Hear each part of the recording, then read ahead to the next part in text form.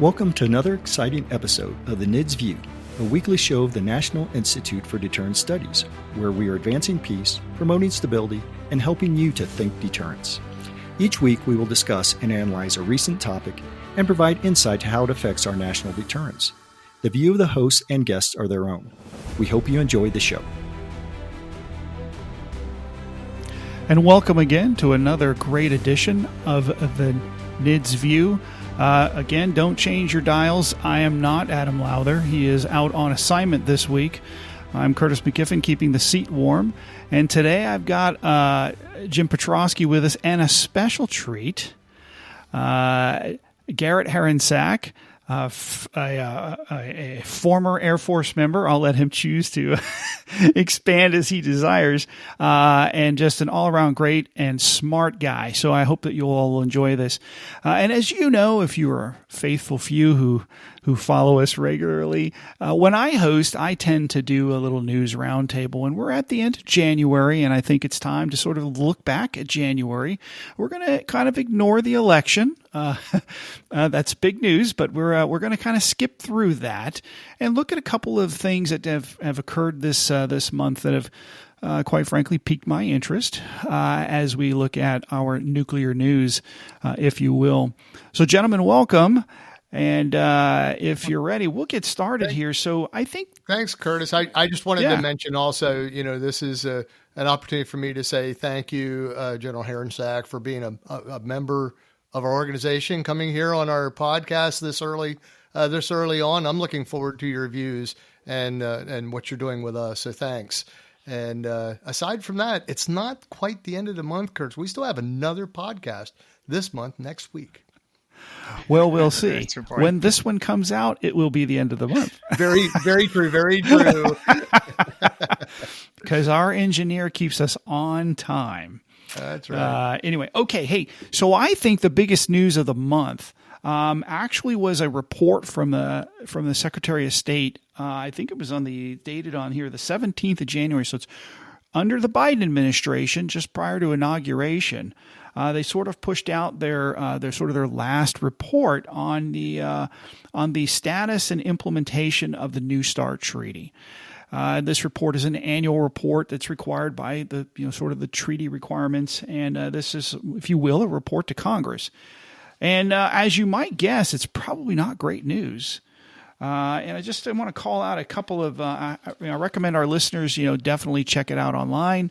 But for me, there were a couple things that were of great highlight, and that is that, of course, we're still in year 2 of Putin's suspension of the treaty, and they've noted that of course, Putin is not complying with the treaty.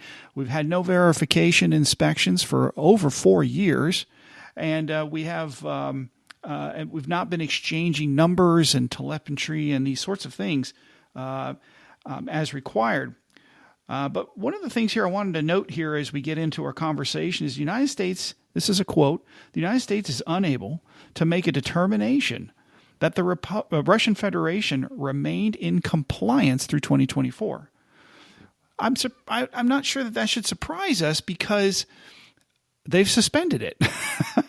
And then it goes on to say here that the United States assesses with high confidence that Russia did not engage in any large-scale activity above the treaty limits in 2024. However, Russia was probably close to the deployed warhead limit during much of the year and may have exceeded the deployed warhead limit by a small number during portions of 2024. Therefore, this constitutes a serious compliance concern. I think this was the biggest news out of this report, and I want to turn to you, Zach, on your thoughts here, your impression of not only maybe the whole report, but at least specific to that. Can it be both things? Can it be sort of they were in compliance, but they were slightly over, but it is a serious problem? Curtis, Jim, it's a pleasure to join you guys. I was here when you guys started this a great endeavor at NIDS, and I cheered you on from the sidelines when you did it, because I knew it was going to contribute in a very real way to the conversation of our deterrent and our security as a nation. And so I'm thrilled to be joining you guys as you all work. This incredible team works to secure America's future and our allies' future. So it's great to be here. Answer your question, Curtis. I will tell you, neither one of them surprised me. I'm surprised that people would be surprised that the Russians are either not complying, and we know certainly are not complying with the treaty. They said they were leaving it anyway, or suspending it. So they're not going to do the verification stuff, and I'll tell you. Again, what surprises me most is that people are surprised about it. That being said, I do think that I've always been a strong supporter of START treaties or whatever it might be, because it's better than nothing. And that's where I fall, because a lot of people will say, well, what are you going to do? The Russians are cheating, or the Russians are complying. And my response to that has always been, duh. This is the way of the world, and we should know that going in, as Papa Reagan used to say, right? Trust but verify, and anytime you're going to be dealing with particularly these actors, I think the Chinese are the same way. And not to even mention North Koreans or whatever, you have to realize, even when you get into when you get into these treaties and you actually make a pact or whatever it is, that you've got to be realistic. I'm not an optimist when it comes to world affairs. I'm a realist, and in realism, you got to realize people are going to cheat on these things, and you're not going to do it. It's incumbent on us, though, to ensure that we do the best that we can to see where they are. Am I worried that there are a few deployable warheads above or whatever? To me, that's that's all chaff and flares. It should take us away from the real aspect. Is currently right now they are not committed to verifiable arms control. And that being said, though, what choice do we have? I mean, we've said for how many decades, hey, we really need to have China involved also as we move forward here, and that's a whole nother 25 podcasts, right? That whole idea. But even when China comes in, we have to go in clear-eyed, knowing that they're going to probably do what they can to hide and cheat and all that other stuff. All that being said, though, what have we said? We've always said we want China in anyway. Why? Because it's good. It's better for us if we could at least have these agreements and these structures moving forward. Well, I appreciate it. I'm not sure I totally agree with you on this, but it's an interesting perspective. Jim, let me ask you this. The report goes on to say that the United States continues to assess that there is not a strategic imbalance between the United States and Russia, although the report has told us they may have deployed more warheads. And it goes on to say that the American arsenal is quote, sufficient to deter strategic attack, assure allies and partners, and respond in the event of an adversary attack. And this further underscores the vital importance of retaining a modernized, safe, secure, and effective U.S. nuclear deterrent and achieving resilient and adaptive nuclear security enterprise. What do you think of that? Is there a strategic imbalance or not? And is what we have sufficient? Well, that's a good question, Curtis. But before I start, because you gave the question across to SAC that I wanted, is what do you think of it? Which my answer would have been, meh. Of course we expected this. They pulled out of it a long time ago, and this report basically restates that. However, there's a little bit more in or maybe missing from the report that really bothers me, and you strike at that here. I'm a scientist. I like working on data. So when I don't have data, then how can I say what I have and don't have? So earlier on, you said, well, the Russians have cheated. Well, they may have violated. I don't know if they cheated. I don't know. I don't know because we're not verifying. So when you say, have they cheated on the numbers that they had recorded before or will record in the future or what they're doing in the future, I don't know because we're not verifying. Now, we may have other means for doing that. That's fine. But in the open, I don't know. I also question if they pull out of the treaty. But first of all, if they're not having verification on their behalf, remember, we're not having verification on our behalf either. So it's going both ways, and that's hopefully going to bring someone to the table somewhere. But we've got to use that as either leverage or not. And the second piece to your question is, it all depends on how you want to interpret this. If you say Russia pulled out of the treaties, but they're following all the rules they would have had in the treaty anyway, and you trust that, then good luck.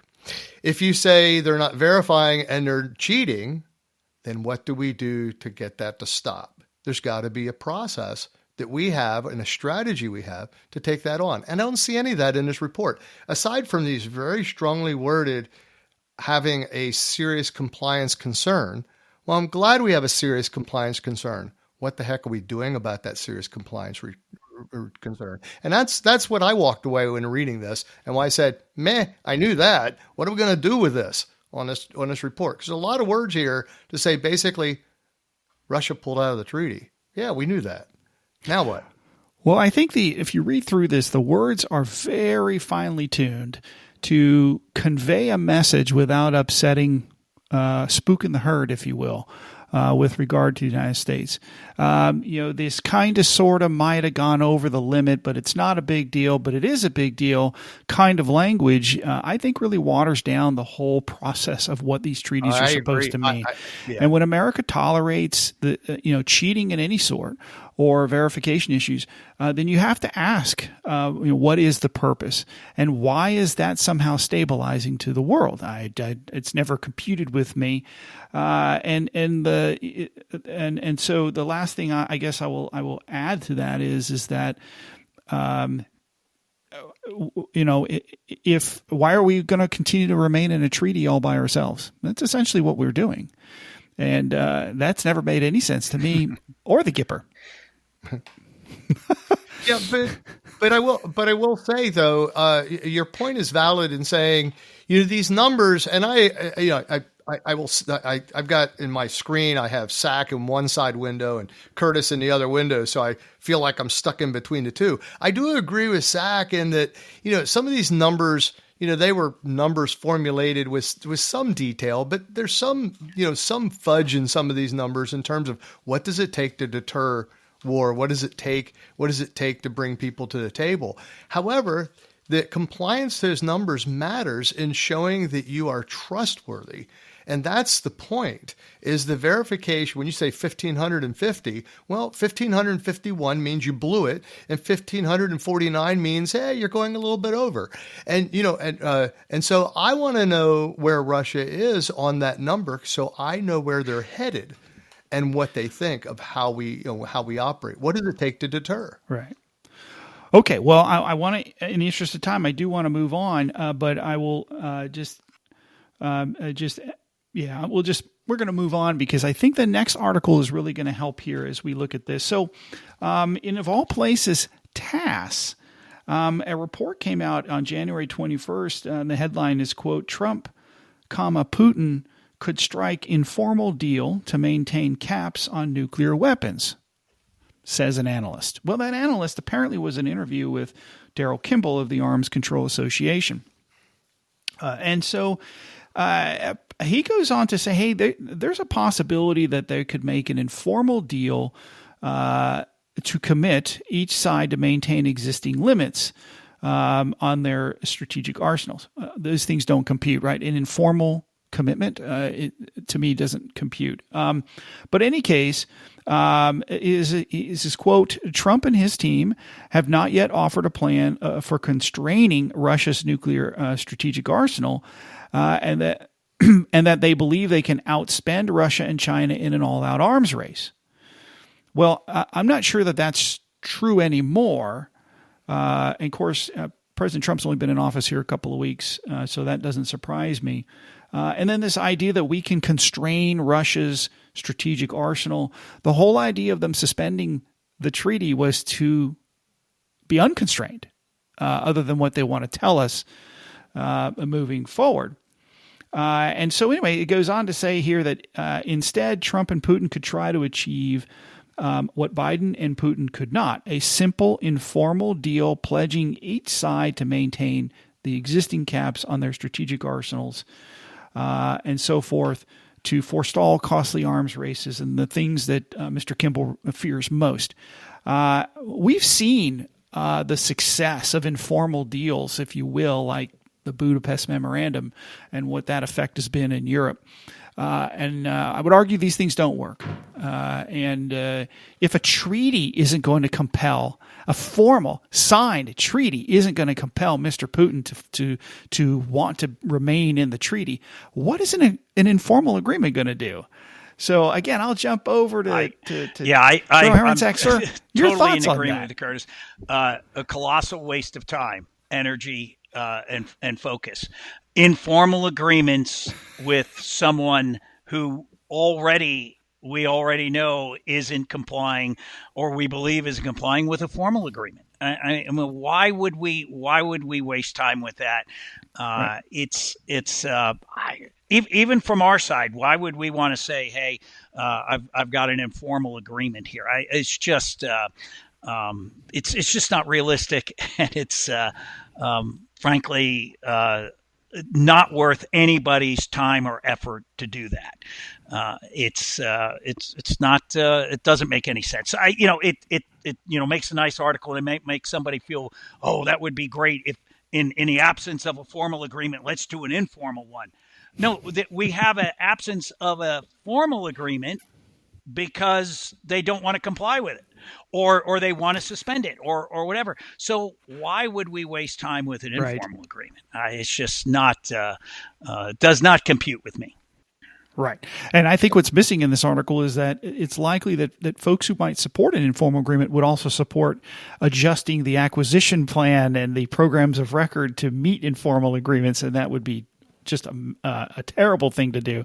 Jim, your thoughts on that? Well, maybe we should have a semi-informal agreement, and then maybe we could have a pseudo, nearly almost. But it's just ridiculous to look at this. It looks like it's grasping at straws, which is not where the United States should be right now. We should not be grasping at straws. We should be looking at the strategic landscape and saying what will bring Putin and his folks back to the table to negotiate. Now, I was thinking about this while you were responding here, Curtis, and it made me think in another way. And I'm going to do a counter to what you said. You said he pulled out of the agreement so he could cheat on the agreement. There's another reason to pull out of the START treaty, and that is to use it as a negotiating tool, as an interference tool, perhaps, and us getting involved more in Ukraine or on the energy front or anything else, because now it becomes a tool to bring us back to the table.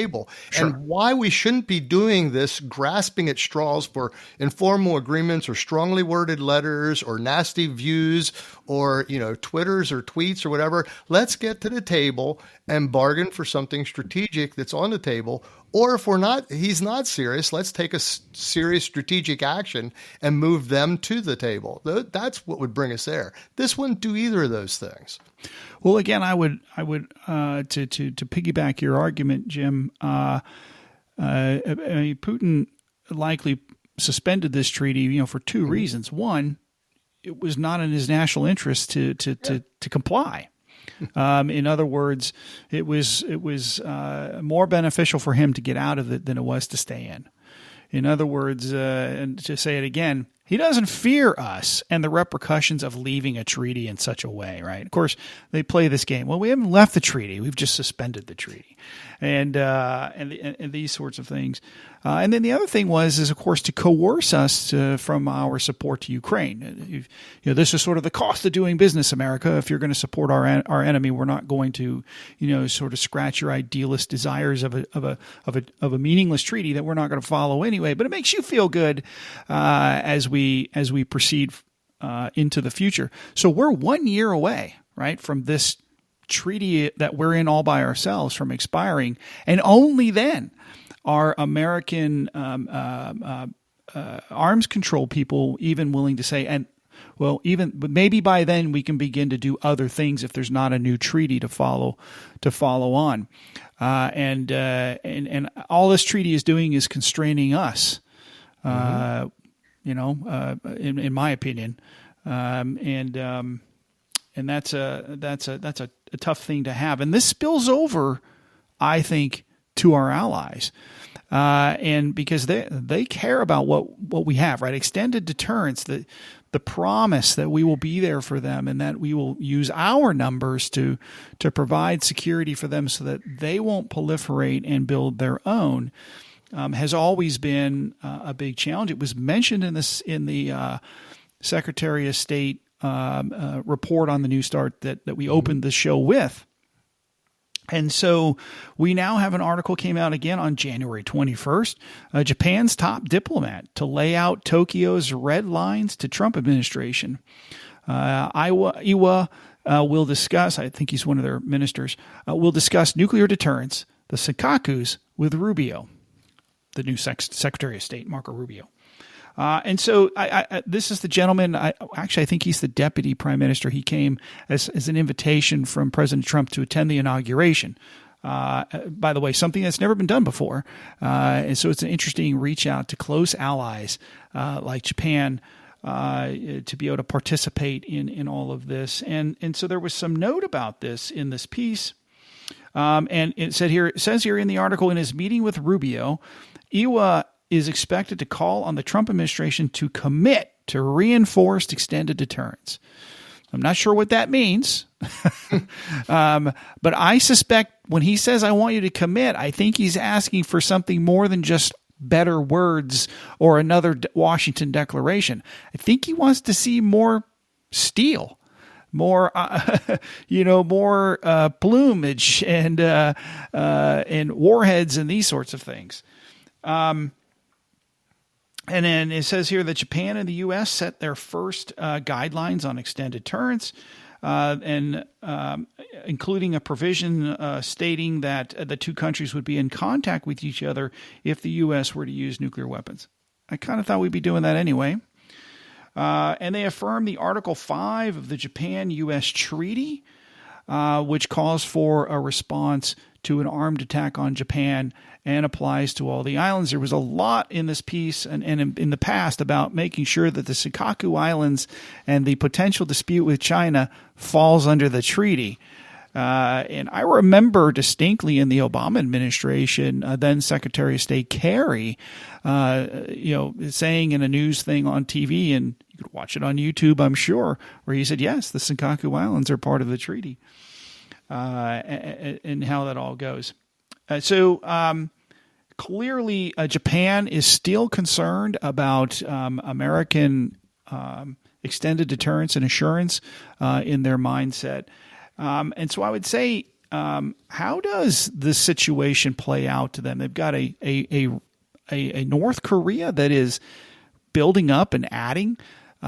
You've got a China that is, of course, expanding at breathtaking speed, and you've got an aggressive Russia. I mean, Japan really lives in a rough neighborhood. And we continue as allies to sort of dissuade them from developing their own nuclear capabilities, whether they want to or not, due to their own internal policies. I get that that's an issue for them. But at some point in time, Japan could become a nuclear power. So let me go to you, Jim, first. How easy would it be, in your opinion, for Japan to become a nuclear power? At least, just not politically, but just through their ability to generate the technology and the material and that sort of thing. Oh, Japan has the technology, the know-how, the knowledge. In my humble opinion, I don't speak specifically for Japan, but they've met all the sort of the technology gateways to be able to bring themselves in from a gateway, and I think they could do it fairly easily. I'm not sure how much material they would have on hand. They do have nuclear power, so they obviously have access to material and the ability to separate and to form. And I also think the safety and security issues. They're a stable government. Yeah. They care about their neighbors. They care about control, et cetera, of their system. So I don't see that as being much of a gateway. I do think they have political and they have civil issues that they would have to overcome because Japan, obviously, their experience with nuclear weapons has not been good from their countryside.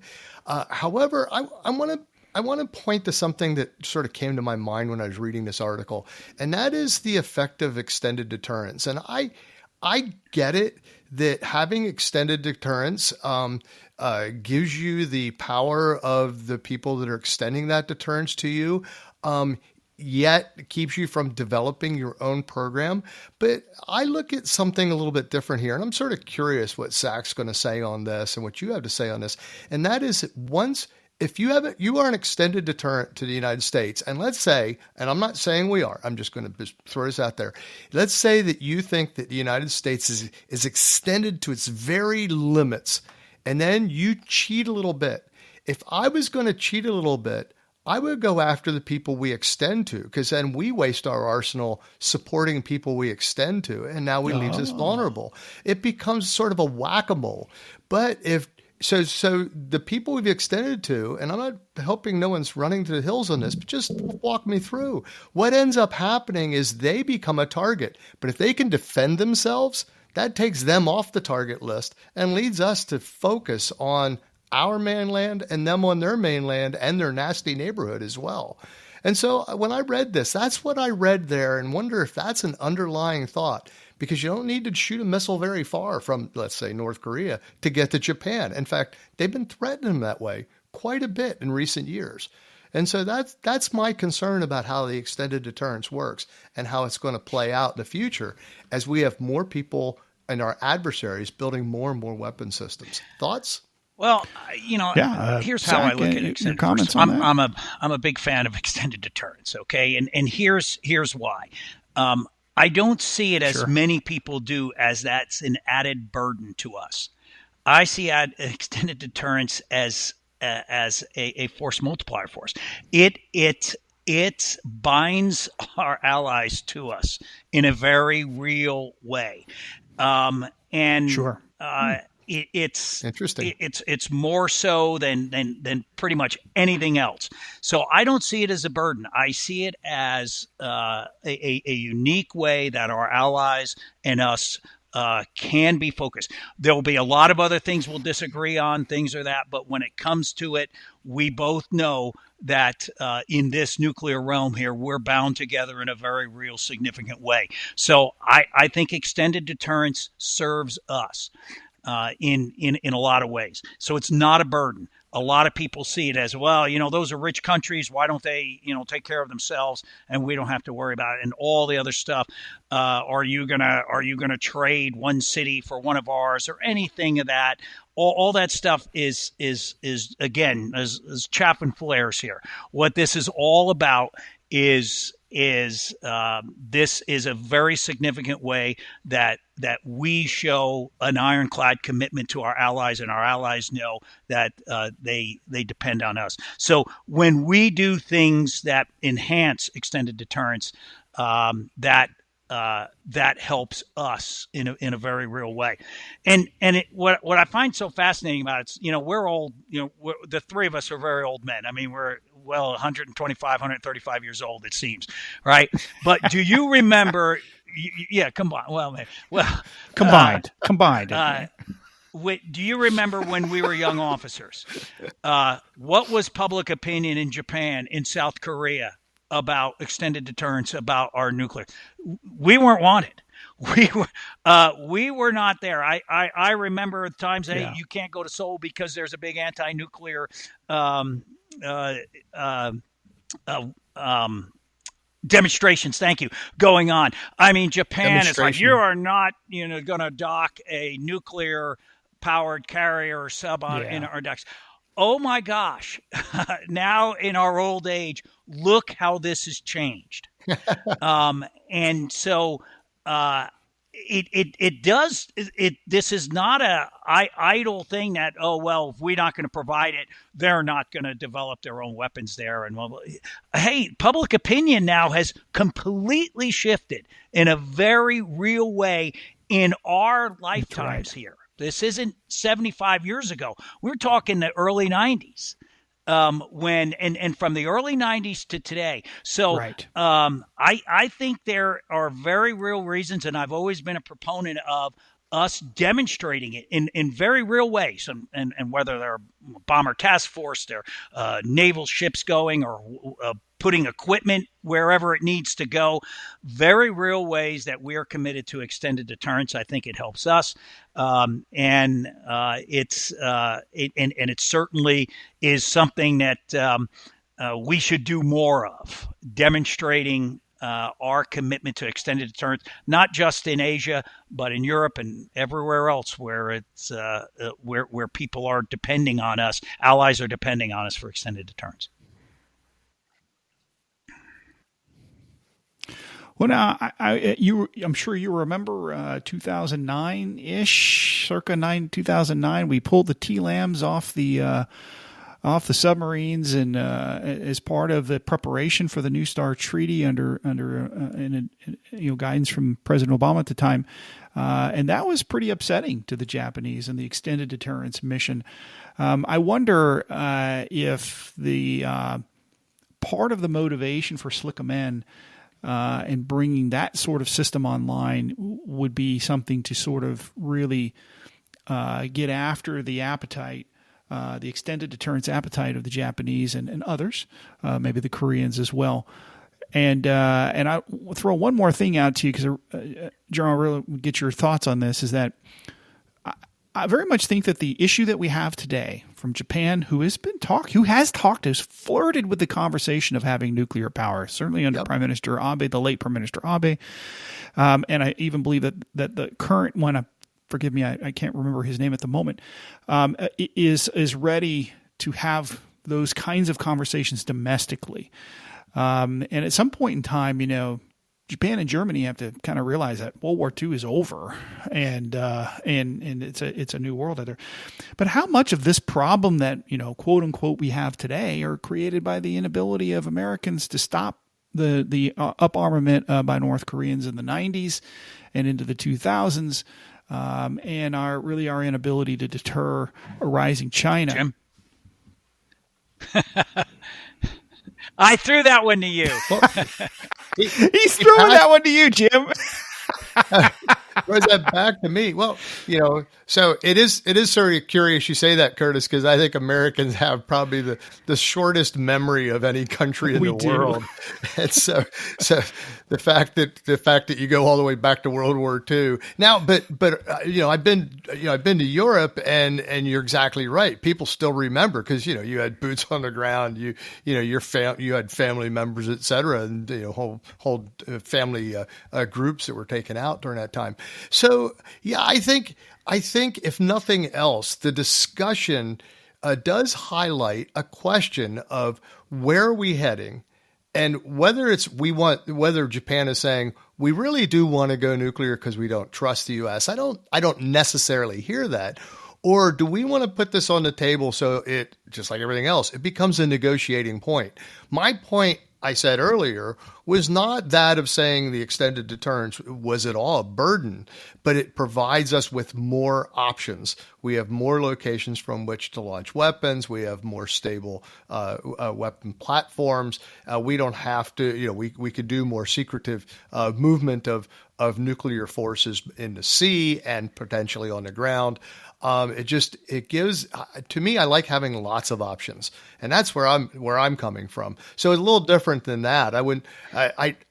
although it still is that we must negotiate. And I do agree I wholeheartedly that all negotiations, and we'll go back to the very beginning, even the treaty with Putin gets us to talk, gets us to relate, gets us to trade some information, because I'm a scientist. I like working with data. If I don't have data, I got to work on nothing or make assumptions. And you know what assumptions do? I won't say. Yeah, I agree. It's a family show, Jim. What do you think, Zach? Also point out, and this article points out too, it's almost a plea for, hey, can we just talk more about this? Can we just get together? And you know, right. And I'm a big extended deterrence guy. Hey, nothing is cooler than sending bombers over, you know, and doing great training missions, sending ships, deploying assets and all this other stuff. Sometimes though, it's just let's involve you in our war games. Let's involve you in our process. Let's talk. Let's talk about how we would work through these things. You know, we're just not gonna come in and say, okay, hey, there's a big crisis here. We're gonna do this, and that now. And I'm not saying we would do that, but what, you know, how much are we discussing this and talking about this with them? How much are we bringing them into our planning, our discussions? How much are we saying, hey, and that does a lot to just calm some of the, you know, the uncertainty out there that will they really come? Mm-hmm. Well, hey, you know, let's just talk about how we together can work about that. And I think that's what that article really was getting at. Hey, I don't think anybody there would argue that, you know, if we could strike a deal with the North Koreans, you know, hey, why wouldn't you want to do that, right? Why couldn't you? It'd be better for everybody if we could strike a verifiable, real good deal with the North Koreans. But barring that, and I don't think anybody in any of these countries would say, oh, you shouldn't talk to them or don't try to do something like that. But I just think, don't leave us out. You know, don't shut us out of this. Let us be a part of this, because frankly, we're the ones right here on the front line of this. And honestly, I don't think we've always done a great job of that. I mean, we've for a host of reasons, and I think a lot of it is because we didn't in our day. I'll go back to our younger days. For a very real reason, we didn't want to do a lot of that is because we didn't want to stoke this anti-nuclear backlash that's there. But what we have to realize is that's gone now. That's gone. This generation is totally so. There's nothing wrong. In fact, it would be a lot better if we could be a lot more vocal about our extended deterrence and talk more. And I think that's what that article is saying. Hey, we're not telling you don't do any deals here. We're telling you don't do any deals without involving us. And I think that's a very fair and right thing to do. Absolutely. Right. I think it comes down to communication and in multiple ways, communications with our allies so that they feel more assured and their participation. And I would argue some communication from our State Department.